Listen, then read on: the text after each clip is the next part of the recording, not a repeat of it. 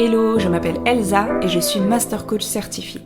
Avec ce podcast, Un chemin vers soi, ma mission est de t'aider à mieux te comprendre et à t'accepter tel que tu es pour que tu puisses rayonner en toute authenticité. Je suis profondément convaincue qu'on a tous en nous une lumière qui ne demande qu'à briller. Et mon désir est que tu puisses prendre conscience de ta valeur, découvrir ce chemin qui est le tien et impacter le monde à ta façon. Ensemble, partons à la découverte de notre vérité. Apprenons à nous révéler et osons marcher vers notre destinée.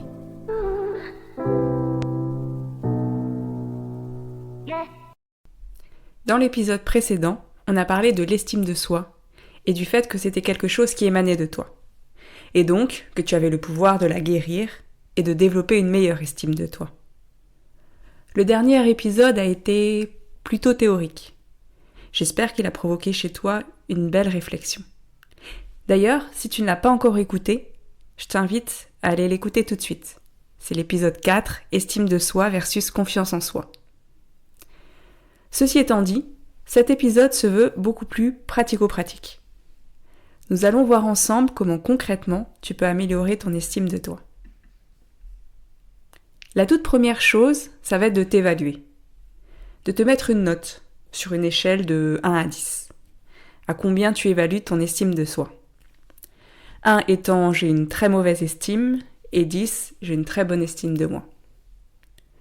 Maintenant que c'est fait, réfléchis à la note que tu souhaiterais avoir. Ça va être ton objectif. Ça paraît peut-être bateau, mais quand tu cherches à progresser, il faut toujours partir d'un point de départ. Cela te permet de régulièrement de prendre un peu le pouls, prendre la température et de voir si tu progresses, si finalement tu arrives à te rapprocher de ton objectif.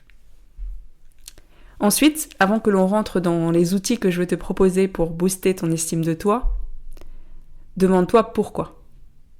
Pourquoi finalement tu veux augmenter ton estime de toi ? À quoi ça va te servir ? Et je te le dis tout de suite, les réponses « parce qu'elle est trop faible »,« pour avoir une meilleure estime » ou « parce qu'on me l'a dit », ce ne sont pas des réponses.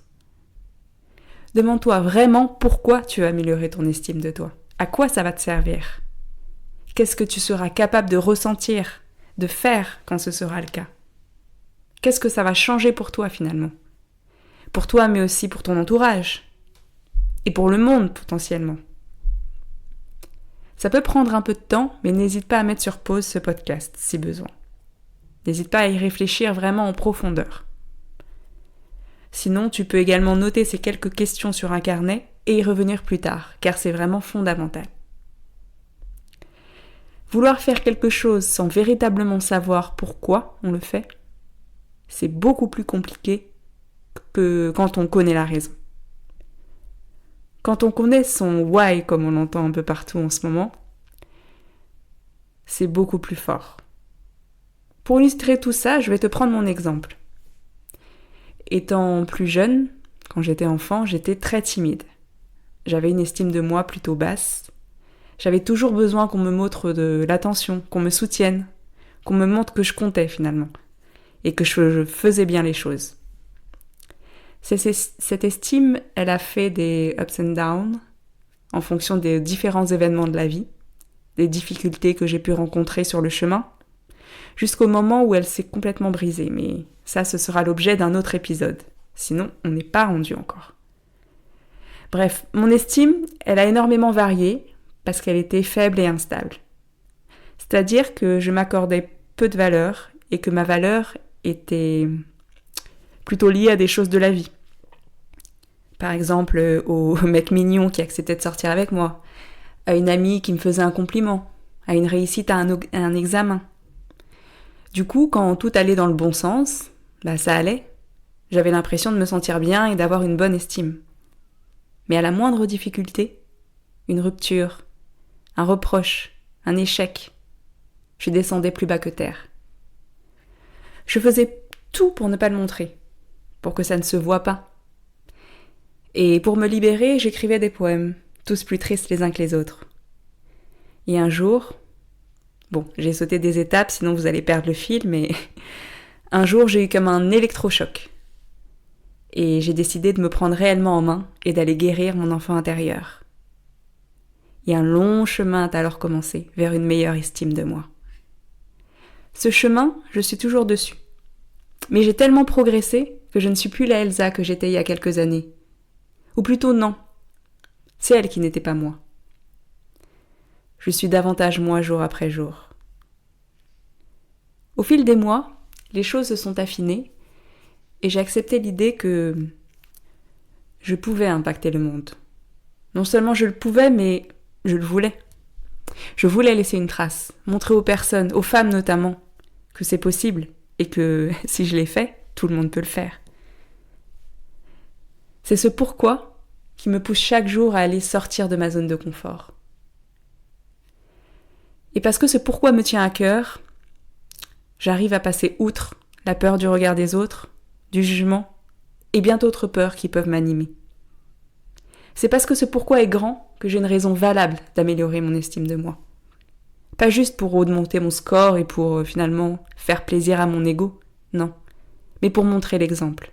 Parce que ça me tient à cœur, au plus profond de mon cœur. Bon, assez parlé de moi. Je t'ai fait un teasing depuis le début de l'épisode, mais j'imagine que tu as hâte d'entendre ce que je vais te proposer pour booster ton estime. Alors, let's go! Il existe différentes clés pour travailler sur ton estime de toi. Apprendre à mieux se connaître et à s'accepter, passer à l'action, faire taire son critique intérieur, cette petite voix qui te dit plein de choses négatives, être empathique avec les autres et bienveillant envers soi-même, accepter l'idée d'échec, s'affirmer, ou encore savoir s'appuyer sur son cercle social. Chacune de ces clés mériterait son propre épisode finalement, et ce sera probablement le cas à terme. Mais aujourd'hui, je voudrais faire un zoom sur les 3 premières, à savoir mieux se connaître, passer à l'action et faire taire son critique intérieur. On passe 24 heures sur 24, 7 jours sur 7 avec soi-même. Et bien souvent, on a l'impression de se connaître. Pourtant, bien souvent, on ne se connaît qu'en surface. Déjà parce que selon moi, la connaissance de soi, c'est un chemin qui dure toute une vie. Mais aussi parce que souvent, on ne se pose pas les véritables questions. Celles qui dérangent et qui pourraient remettre en cause notre équilibre établi. On se laisse emporter par les événements. On suit le cours de notre existence. Un chemin presque tout tracé. Souvent par nos parents d'ailleurs, ou du moins par notre entourage proche. Et on baigne tellement dedans qu'on peut parfois avoir l'impression que finalement c'est ce qu'on veut. Mais tant qu'on ne se pose pas les vraies questions, finalement on est en mode pilote automatique. Et on ne sait pas ce qu'on veut, on ne sait pas ce qu'on aime, ce qui compte pour nous, ou encore ce dont on a réellement besoin. Alors ce que j'appelle les vraies questions, c'est quoi ? Elles sont très simples. Suis-je heureuse aujourd'hui ? Qu'est-ce qui me met en joie dans ma vie ? Pourquoi et pour qui ai-je de la gratitude ? Qu'est-ce qui est important pour moi ? De quoi ai-je besoin pour me sentir épanouie dans ma vie ? Ces quelques questions peuvent paraître simples et pourtant, parfois on a peur de se les poser. Peur des conséquences que pourraient provoquer nos réponses. Alors on évite de se les poser vraiment. On évite d'affronter la réponse. C'est ainsi qu'on se complaît dans une vie qui n'est peut-être pas la nôtre finalement. Pour vivre une vie alignée avec soi, avec qui on est, il faut travailler sur la connaissance de soi. Chercher les véritables réponses aux questions que je viens de te proposer. C'est un exercice que tu peux faire tout seul ou bien en te faisant accompagner par un coach. La deuxième clé qui peut te permettre de booster ton estime de toi, c'est de passer à l'action. Avec cette clé, on va utiliser la composante de la confiance en soi. Passe à l'action, cherche à accumuler des petites victoires. Si tu as écouté l'épisode 4, estime de soi versus confiance en soi, tu te souviens peut-être de l'équation de William James qui disait « estime de soi égale succès divisé par aspiration ». Donc pour augmenter ton degré d'estime de soi, c'est presque mathématique. Tu peux augmenter tes réussites ou bien diminuer tes prétentions, au choix. Mais je préfère la première option perso. parce que je n'aime pas l'idée de rabaisser mes attendus, même si dans certains cas, cela peut être nécessaire. Donc comme je le disais, pour booster ton estime de toi, fais tout pour avoir des réussites. Et on ne parle pas forcément de courir un marathon, mais ça peut être juste oser faire un compliment à quelqu'un, si c'est difficile pour toi. Oser dire non quand on te demande un service et que t'en as pas vraiment envie. Ou encore oser porter une tenue un peu voyante. Tout ce qui compte, c'est que ce soit pour toi une sortie de zone de confort. Mais pas une montagne à gravir. La montagne, tu pourras la gravir, mais step by step, comme dirait mon papa. Étape par étape. Enfin, la troisième clé consiste à faire taire ton critique intérieur. Tu sais, cette petite voix dans ta tête qui passe son temps à te faire des reproches, à dire des choses négatives. Cette voix qui te dit que ce n'est pas assez, que ta présentation devant tes collègues de bureau n'était pas assez claire, que ta 3e place à un concours de chant, ce n'est pas assez, ou encore que ce livre que tu as écrit n'est pas assez bien pour être publié. Tu la connais, cette petite voix ? Je pense qu'on l'a tous, plus ou moins fréquemment. Elle nous juge, elle nous paralyse. Elle se sert d'événements passés pour prévoir la catastrophe, ou juste de nos peurs pour nous empêcher de sortir de notre zone de confort. En fait, elle nous empêche d'améliorer notre estime.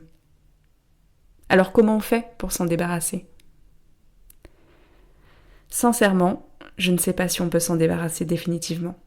En tout cas, moi, j'en suis pas encore là. Mais on peut lui accorder moins de temps de parole. On peut diminuer son impact. Pour cela, il faut avant tout en prendre conscience. Et ensuite, transformer la phrase négative pour qu'elle nous touche moins. Ça peut être de la tourner positivement, ou de garder cette même phrase négative mais avec une voix comique. 3e option, tu peux tout simplement répondre de manière un peu provocante à ta petite voix. Avec un « et alors ?» Utilise la méthode qui te parle le plus. Et tu peux aussi bien sûr les combiner. On arrive à la fin de cet épisode qui était un peu plus long que d'habitude et assez riche. Si tu es toujours là, c'est que j'ai réussi à retenir ton attention. Si cet épisode t'a plu, ou si tu penses qu'il pourrait intéresser quelqu'un de ton entourage, je t'invite à le partager. Si tu as envie d'aller plus loin sur cette thématique de l'estime de soi, sache que je te propose un programme d'auto-coaching en ligne à tout petit prix qui te permet de travailler notamment sur la brique de la connaissance de toi, sur ta confiance en toi, mais également sur ton amour de toi. Je te mets le lien pour en savoir plus dans les notes du podcast. Si tu devais ne retenir qu'une seule chose de cet épisode, c'est ceci. Pour améliorer ton estime de toi, il est nécessaire de partir à la découverte de toi-même, et ça commence par te poser les bonnes questions.